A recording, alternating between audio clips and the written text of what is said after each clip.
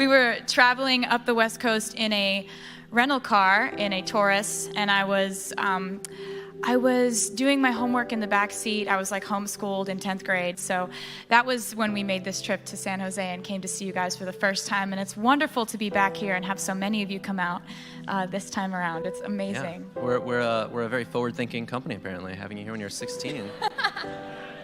So I want to thank you for being here, first of all, from all of us. This is really an honor and a treat. Now, you're in the middle of your tour for Speak Now.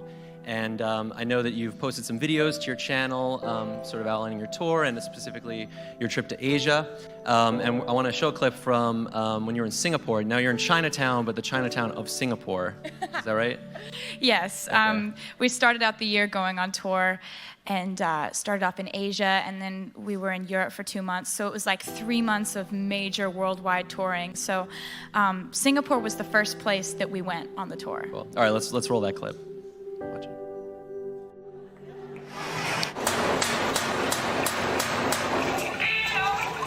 Everywhere. I'm sort of fascinated by the waving cats because, of course, as long as you keep fresh batteries in them, they're always going to be saying hello to you. Just always just symbolize forever, I think, these waving cats. Just, what's better than a cat that's just always like, hey? There's nothing better than that.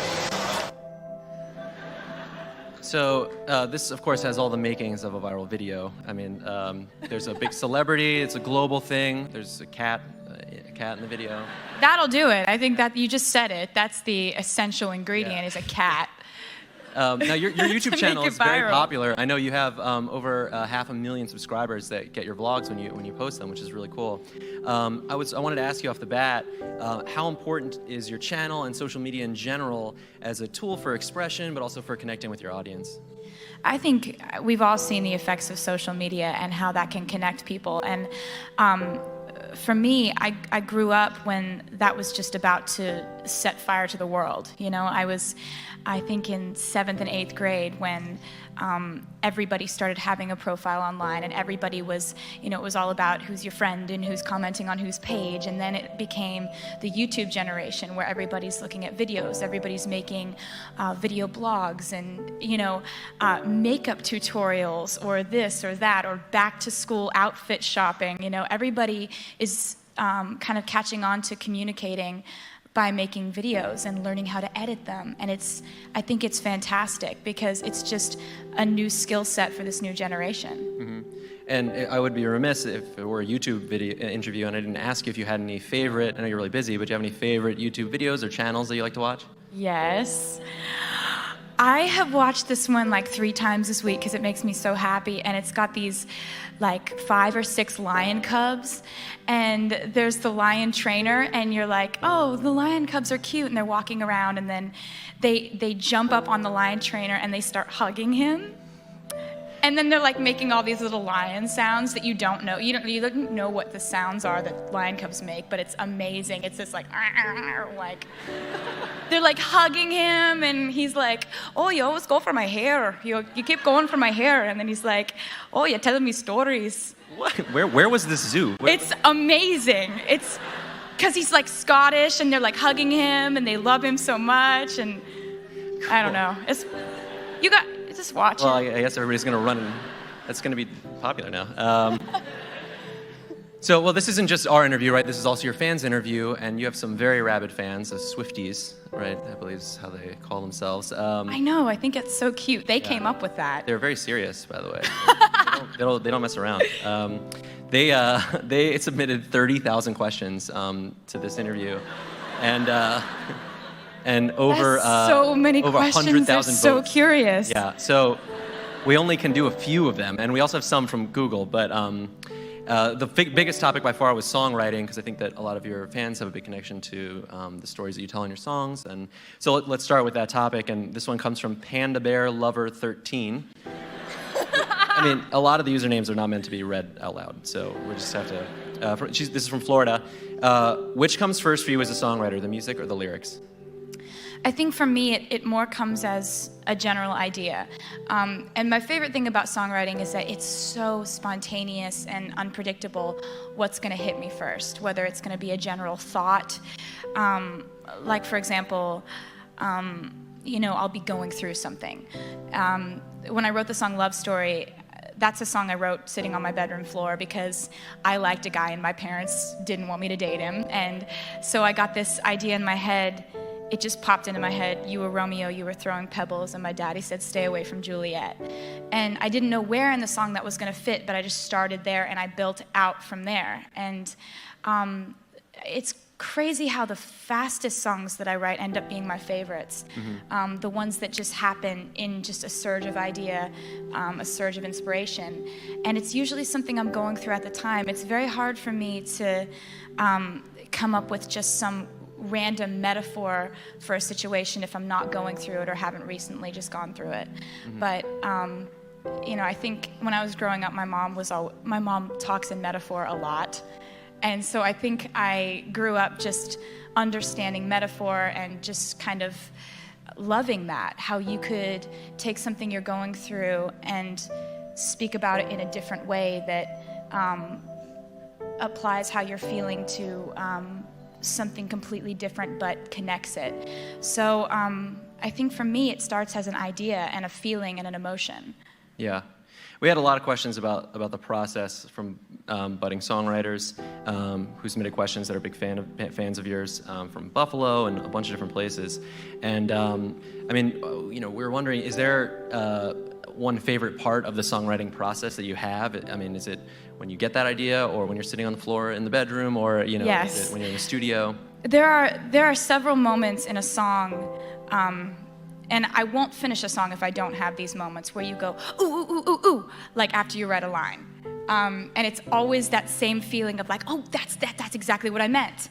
If you're in a co-writing session, I'm always the one who will be sitting there for a second, and then I'll say a line, and if it's that moment where you're just like, that's the one, that's the line, I have to have about 4 or 5 of those lines in a song for me to put it on a record. Yeah. Like lines where I'm just like, yes. Mm-hmm. So that's my favorite part, is then when the song goes into its phase of being recorded and then being put on an album, and when you're playing it for people for the first time, when it comes across those lines that you really feel are like zingers, or say it really well. Yeah.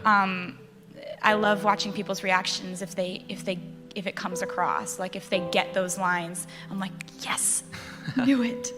We'll get back to the co-writing thing in a second, because there were some questions about that as well. But and here's another question. This is from Music Maniac in Los Angeles. You've said you're already writing for the next record. Can you tell us anything about it? Well, for me, I never really switched the writing switch off. It's always on, because I kind of have always felt like to make an album that I am proud enough of to give to my fans and say, here, allow this into your life, it has to be 2 to 2.5 years of writing. And that way you have your best stuff, because I'm so tough on myself. I drive myself insane writing records and albums, because it's like I'll write 40 to 50 songs and then 13 or 14 make it. That's a lot of paring it down and making sure you're getting to the best stuff. Yeah. So for me, it takes a while, and I've been writing ever since I stopped writing the last album. And there's been a lot that's happened, and I never really talk about my personal life, but I write about it. Yeah. So that's basically what the album is about, as always. Yeah. The unreleased thing was something that came up a lot, and one of the top voted questions was about, would you ever make a CD of your unreleased songs? This is from Swift Fearless in Missouri. But, what happens to those songs that don't make it to the album? And, would you ever release some of the songs you wrote, especially when you were younger, like 14, 15? Well, I'm obsessed with the latest song that I've written. I'm very guilty of that, because my favorite thing is always the newest thing that I've written. But lately I've become a little more self-aware, because I had this song that I wrote when I was 16, and it's called Sparks Fly, and I played it in a few shows, these little bar shows when I was playing to crowds of 40 and 50 people, and being psyched about that many people showing up. And I played it a few times and it got on the internet, and when I was putting together the Speak Now album, the fans just kept saying over and over again, "Sparks Fly, we want this to be on the record." And so I went back and I revisited it, and I kind of rewrote some things and updated it. And when we put it out as a single, it's been one of the fastest rising songs we've had on the record. So it's kind of taught me a lesson about the old stuff, maybe possibly being good enough to put on new projects. Yeah, I'm sure there's a lot of people that would love to hear some of that stuff. Let's move on to some of the released songs. This is a question from Cookie13 Cupcake. This is in the United Kingdom. This is going to be a long one. All right, so out of all your released songs, which song took the longest to write? I think that the song Sparks Fly, the fact that it technically was started when I was 16 and ended up on an album in sort of a different form in 2010, that took a while for it to turn into what it was going to be. So I'd say that was probably the longest developing song that I've ever put out, because most of them, and especially having written this entire new record without any co-writers, it all happened really fast because I'm very impatient. Like, if I don't have a song finished, I'll obsess over it. I won't sleep that night, and I'll just edit constantly to the point where I can't focus on a conversation, and everyone around me is annoyed because they're like, clearly you're working on something, just finish it. That one was a long time to kind of get where it needed to be. Cool. So let's talk about that co-writer thing for a second. As you mentioned, this album was all you, as far as for Speak Now.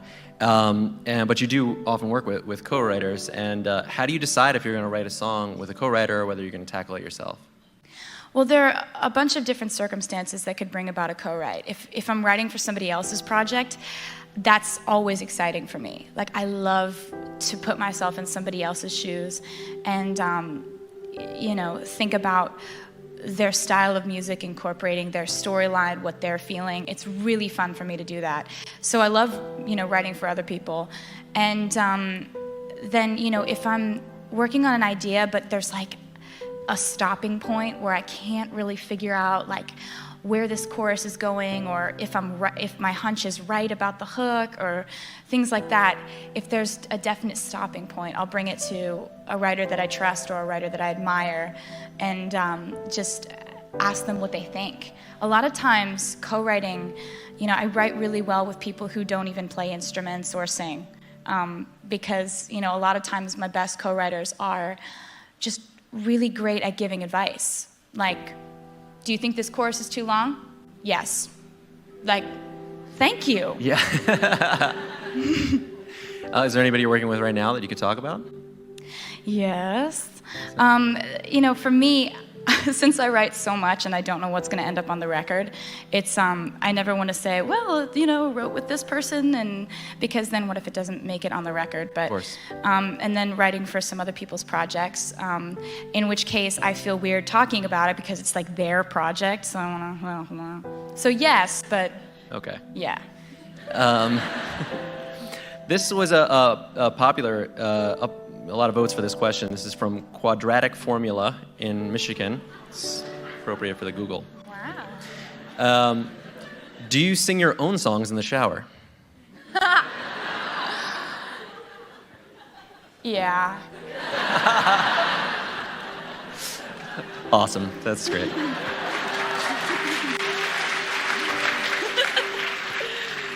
Do you have like any sort of favorite place for writing songs? No, actually. I kind of have become... You have to adapt yourself to a million different places to write when you're always on the road, because I don't have the luxury of saying, well, I have to be in this certain room at this certain part of town, and it has to be, all one color tone, and there has to be smart water in there. It's just, you're never, ever anywhere for more than 2.5 seconds. So, I've written songs in airport bathrooms on paper towels. I've written songs. What song was on a bathroom towel at one point? Oh, it hasn't come out yet. Oh, okay. You know, in the bus bunk, you'll wake up in the middle of the night and you'll have this idea, and then so you write it and you're up at 4 a.m. or, you know, I get awakened by song ideas all the time. And it's like I wake up and I'm just like, oh, great. Because I know I won't remember it in the morning, so you have to record it, and then it's this whole thing where you check your phone and it's like mumbling and you don't understand. You thought it was great at the time. Yeah, actually, one of our Googler questions was about you recording songs into your cell phone. Is that something that you do regularly? Yeah, the ideas always end up in my phone because it has a great recording thing in there. And, you know, for me, it's like you just write whenever you can. And that's been really fun for me because sometimes I'll walk into a hotel room and I'll be like, I've been here. I wrote back to December here. Like, it's fun because you have these memories of writing songs all over the world. Yeah, cool. So I know a lot of your songs are very personal songs, and a lot of your fans are very interested in that stuff. But this one came from Michaela K. in South Florida. Has any guy asked you not to write a song about him before you went on a date? Not at that point in the relationship. Because at that point, they're thinking that, you know, I would never have any reason to write a bad song about them. And then it's when, you know, when they start to, you know, treat me in a way that wouldn't reflect well on them in a song, if I were to be honest about it. Yeah. I've had a guy be like, you're not going to write about this, are you? I'm like, yeah, I am. I think that's interesting. That's a point in a relationship that you would have to have, is this is the part where I tell her not to write a song about me, you know? Well, and you'd think that they would decide that before asking me on the date, or before we become a couple, or before all this stuff happens. But it only occurred to him when it occurred to him that it wouldn't be a good song. I see. Do you always write about you know, people that you know? Yeah, because I feel like in a song, I love it when a song is a story and the story develops. And my favorite stories have really beautiful characters, and I feel like you can most accurately describe a character if you know them. One of my favorite songs that I've ever put out is called 15, and it's about my freshman year of high school, and it kind of chronicles my best friend Abigail and me, and the way that we went through our freshman year of high school and the lessons we learned. And that's kind of how I like to tell a story, is from the point of view of really knowing what you're talking about and knowing where you're coming from because you were there. Yeah. So let's actually go to another video, our first video question. And this one comes from Cleveland, Ohio. So let's roll it. Hey Taylor, I have a question for you. I know a lot of us can relate really strongly to your songs and your lyrics, and considering I've gotten choked up a couple of times just listening to your songs, I wonder if you ever get choked up on stage or what you're thinking about when you're on stage. She's pretty. I'm really in it when I'm on stage, and you know, I go through a roller coaster of emotions when I'm performing my show because these are all songs about people who have been in my life, who a lot of them, some of them aren't in my life anymore, and you know, sometimes that'll hit you in just the right way. And when an emotion hits you strongly, it doesn't matter if you're in front of 20,000 people, it hits you. And you know, for me, I'm in those songs, fully feeling all of it, until I hear the crowd start screaming at the end of the song, at which point I'm just like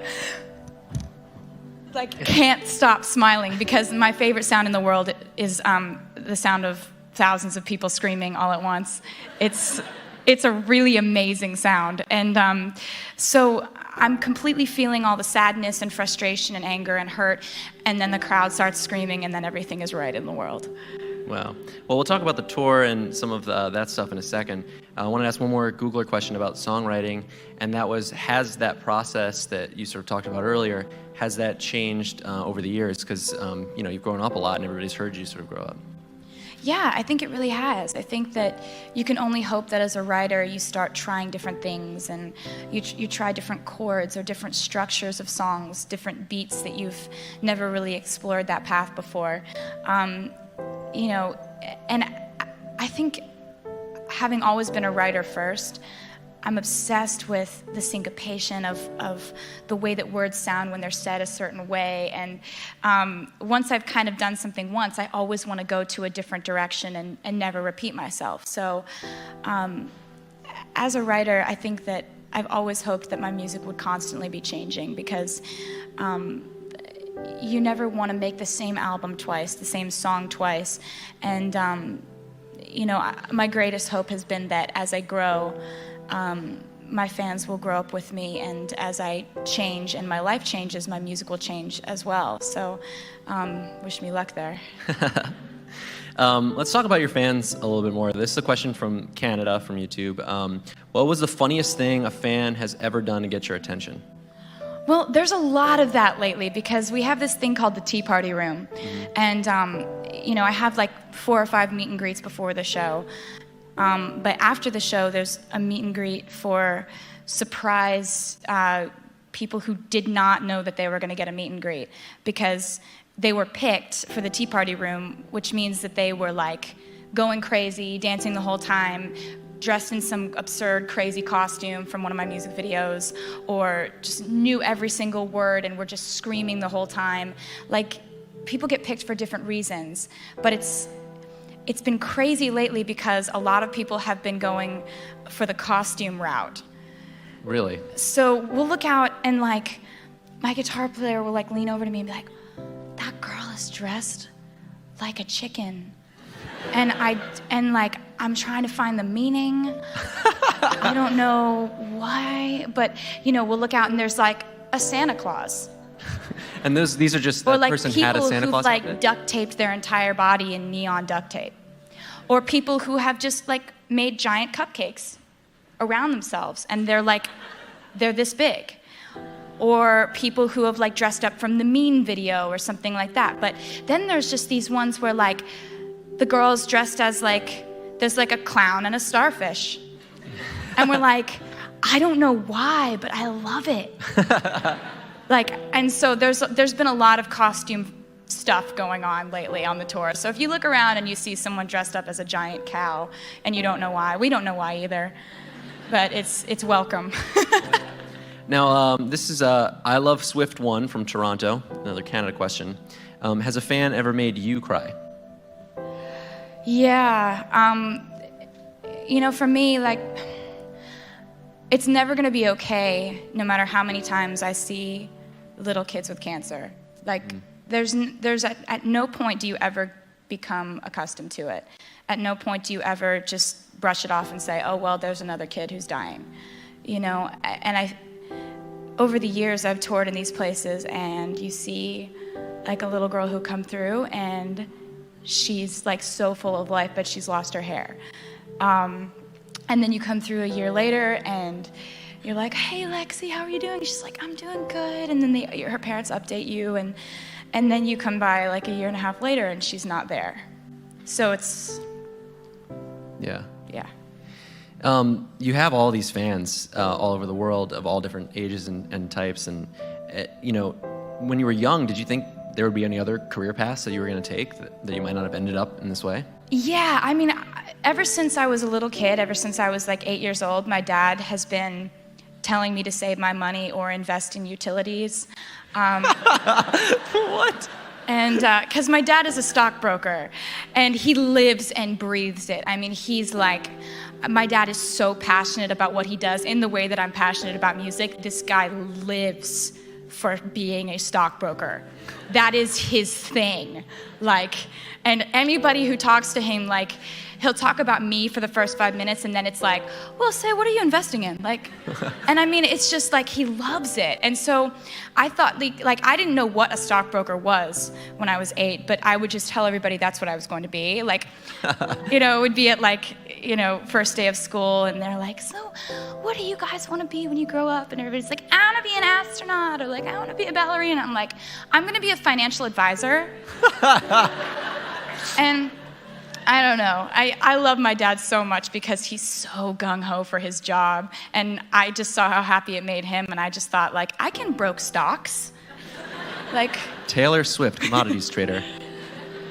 All right, let's talk about music videos for a second. There's a lot of questions about your music videos. As I mentioned before, the music videos that you have on YouTube have been seen over 500 million times.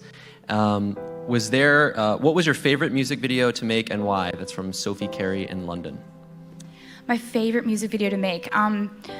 Okay, well, I loved making the video for Mine because it dealt with this whole storyline, and it's like got flashbacks and flash forwards, and there were also a bunch of little kids on the set, and they're so fun. They make it so much fun because there's a lot of sitting around and waiting on sets, and we were in Maine, so we're sitting around and waiting on a beach, and so all of a sudden you're just playing with like 10 kids, and they're like wrestling with each other and throwing sand and like playing catch, and it just makes the whole thing much more fun. So I think that was my favorite one to make. Yeah. Were there any cool locations or anything from any of those videos? Well, yeah, we went to Kennebunkport, Maine, which was this little town that I've always dreamed of going to, and so shooting a video there was amazing. It's this little coastal town, and it was really awesome. I loved it. Yeah. So let's talk about the tour for a second. You're in the middle of the Speak Now tour, and very famously, you've had some really cool surprise duets that you've done, and you also do some very classic, you do covers of some classic songs all the time, pretty much every night. How do you choose what covers you'll end up doing in any particular concert? Well, I go online and I just kind of Google like what famous musicians are from a certain area, and I just pick my favorites because, you know, I've loved so many different kinds of music, and I've never really been genre specific as far as what I listen to. So there's always like a favorite song of mine from a certain area, and you know, it's really fun to do like a few every night. Like, you know, in California, I do like God Only Knows by the Beach Boys, and then Sweet Escape by Gwen Stefani. It's like, it's just been really, really fun because it's just me and my guitar during the acoustic set, and you can just do whatever because it's just you and your instrument. It's a really spontaneous part of the show. Yeah. Have you done any particularly unusual ones? Yeah. You know, it's kind of unusual when I rap. You know? People don't really, like, I guess people don't see that coming, but I love Lose Yourself. And so we were in an area where we were like, I think we were in Michigan, and I just started, like, I started playing acoustically Lose Yourself, and I just started off with like, yo. And everybody's just like, what is happening? This is really weird. But I love a great song. I don't care what genre it's in. I don't care if it's completely opposite from what people think is, you know, country music. And I love a great song. Yeah. One of the Googler questions that we got was about which song of yours is the most fun for you to perform? I really like Better Than Revenge. It's a song off of the album Speak Now, and it's about a girl who stole my boyfriend. And I got mad. And I wrote a song about it. And we do this, like, it's just furious and angry and fun, and like we have this gigantic bridge that drops down from the ceiling, and me and my two backup singers are on the bridge just like throwing our hair around and headbanging, and so that's a really fun one to do. And for me, they're all really, I think Dear John has a fun payoff. Yeah. If you go see the show, I really love singing that because in the end it's got this, you know, pyro-filled payoff in the end. Would you say those are two of the songs that get the crowd going the most, or are there other ones? I'd say, you know, you got to come to a show because the crowds are really kind of steadily ear-piercingly loud throughout the whole show. They're amazing. Like, it's really hard to gauge, like, which is the moment that they're the loudest because they're just really, really loud all the time. Here's a funny question. This is from Allie Law in Dunlap, Tennessee. You seem like the kind of person that would name their guitars. do you name your guitars, and what are their names? I do seem like that kind of person, but I haven't done it yet. I kind of think back on the situations when I got them, like when I fell in love with that particular guitar. Like, there's one of my guitars, it's an acoustic, and it's blue, and it's got koi fish swimming up the neck, and like inlays. It's just beautiful. And it was, Bob Taylor sent it to me for my 18th birthday. Oh, wow. So I remember the first time I like opened up this guitar case, and I'm just like, there's fish on the guitar. It's like this gorgeous guitar. And so that's what I remember about that. And then there's this sparkly guitar that I play that has hundreds of tiny little crystals on it. And it looks like we had it specially made, but really we just glued them on. Oh, really? Yeah. And sometimes little ones fall off, and so we'll have to super glue more on with tweezers. So that's always what cracks me up about that, because it's like, everyone's like, where did you have your guitar specially made? I'm like, super glue. Like, how many guitars do you use in a show? How many of those do you go through? Okay, well, that was a weird sound I just made. That was weird, sorry. The first one is electric. The second one is acoustic koa. Then there's the 12-string. Then there's the blue koi fish one. And then there's, I think 4 or 5. Yeah, wow. And then there's a ukulele and a banjo. Of course. And a banjo, piano. Yeah. Obviously, you're on tour a lot, and that's where you spend a lot of your time. But there were a lot of questions about what you do when you're not performing and you're in between gigs, besides writing songs like you do. And so, I guess first question: are there any movies that you like to watch while you're on tour? I watch a lot of TV, like a lot of TV. And my favorites are like the crime shows, where it starts out and, you can't miss the first scene, or else you miss like the discovery of this crime scene. And then, the like twists and turns of it all. I love CSI, Law and Order SVU, Without a Trace, NCIS, Lock Up Raw. Like, wow. I just am really afraid of Lock getting Up? in trouble. You have no idea. All right, so that's who watches Lock Up. It's Taylor Swift, actually. Yeah. That's awesome. Oh, no. But also, one of the questions that we got was about what books that you read in your free time. Oh, mostly history. I'm obsessed with other time periods, and like, I'm always looking up museums or like the Historical Society, or like historical landmarks that we can go to in a particular city where we are. And recently I've been reading a lot of books on like John Adams and Abraham Lincoln, and I read this like 750-page book called The Kennedy Women, and it dates back to like the lineage of the first Kennedy woman who came across from Ireland on the boat in like the 1860s, and it's just this crazy, interesting read. So that's what I've been reading lately. I'm sort of obsessed with history. Yeah. Well, let's talk about books for a second. One of the questions that we got actually from one of the future Googlers in the audience was that about how you wrote a novel when you were 11 years old. I was 14. No, wait. You were younger? I was like 13, I think. 13? Yeah, but I did. I have a lot of different epiphanies. I always have different ideas as to like, ooh, this would be a good idea. And one summer I was at the shore. We used to spend our summers in Stone Harbor, New Jersey, and all my friends were back in Pennsylvania, and so I had nothing to do. And so I had this epiphany: I'm going to be a novelist, and I'm going to write novels, and that's going to be my career path.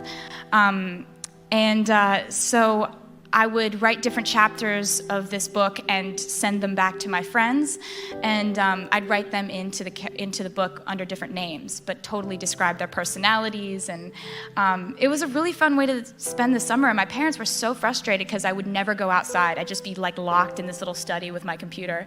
But I've always been a writer first. It's my favorite thing, is how you can convey a thought or a story or completely describe a character or a situation through words and the right combination of words, and the whole process of editing and re-editing and rethinking and imagining, and you get these little mini just epiphany ideas that come to you.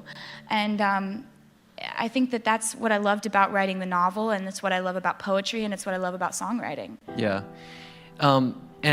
While we're on this topic of things you do while you're on tour and stuff, we had a lot of questions about what it is that you like to do when you're on tour and you're not performing. Is there any other things that you like to spend your time doing? What I love to do? I watch a lot of TV. Right. Crime shows. Yeah, crime shows. That's pretty much the hobby list. So we have another question from a Googler here. It says, as a father of a teenage daughter, it's great to see that solid songwriting and hard work can get recognized. Do you have any advice for young aspiring musicians? Absolutely. I think that you have to love it more than anything else, and you have to love it for so many more reasons other than your idea of what the end result could be. Like, you don't make an album so that you can get a platinum record to hang on your wall. Right. And you don't go on tour so that you can hang the sold-out plaques up in, your bedroom. It's like, it's so many little stepping stones, and so many people have this idea that it's like you get discovered, and then you get the record deal, and then you record the song, and then the song goes #1, and then, and it's like, it's never like that. Like, very rarely is it like one thing leads to another, which leads to another end result. It's so many dead ends and switching directions and going back and replanning and rethinking, and so many interviews and strategy meetings and management meetings and PR meetings, and so many things that are so outside of music that you have to love music so much that just your hour and a half to 2 hours on stage every night is worth everything else that you're going to go through. And also, I would say play your own instrument, because it's easier than dragging around like a karaoke machine. Like when you're starting out, you have to provide your own background music, and it's just so much easier to play your own instrument. Okay, cool. All right, so we have one last question. This is a video question, another video question, and it comes from Chicago, Illinois. It's a little bit different than some of the questions we've been talking about. So let's roll that. Hey Taylor, it's Nick. I have a question for you. What does being beautiful mean to you? I mean, define your definition of beauty. What beauty means in your eyes, and why? Oh, I love him. I think for me, beauty is sincerity. I think that there are so many different ways that someone can be beautiful. Someone's so funny that it makes them beautiful no matter how they look, because they're sincere in it. Or somebody's like really emotional and like moody and thoughtful and stoic, but that makes them beautiful because that's sincerely who they are. Or you look out into the crowd and you see someone so happy that they're smiling from ear to ear, and that sincerity comes through. I think that's what makes somebody beautiful. And I've never felt like there's just one way to be beautiful, tall or short, straight hair or curly, or whatever. Some people have their definitions of their types. For me, I think that when I meet someone and there's that magical thing about them that makes them unforgettable, it's that they're sincere and honest in whoever they are. Be that funny, happy, sad, going through a rough time, sarcastic. I think that these personality traits that come through when somebody is really sincere is what makes them beautiful. Cool. I think that's a great note to end this on. Since this is a YouTube interview, there's this sort of a tradition that we have that where are they? Oh, there they are. So it's honorary for me to give you a pair of the YouTube tube socks. Thank you.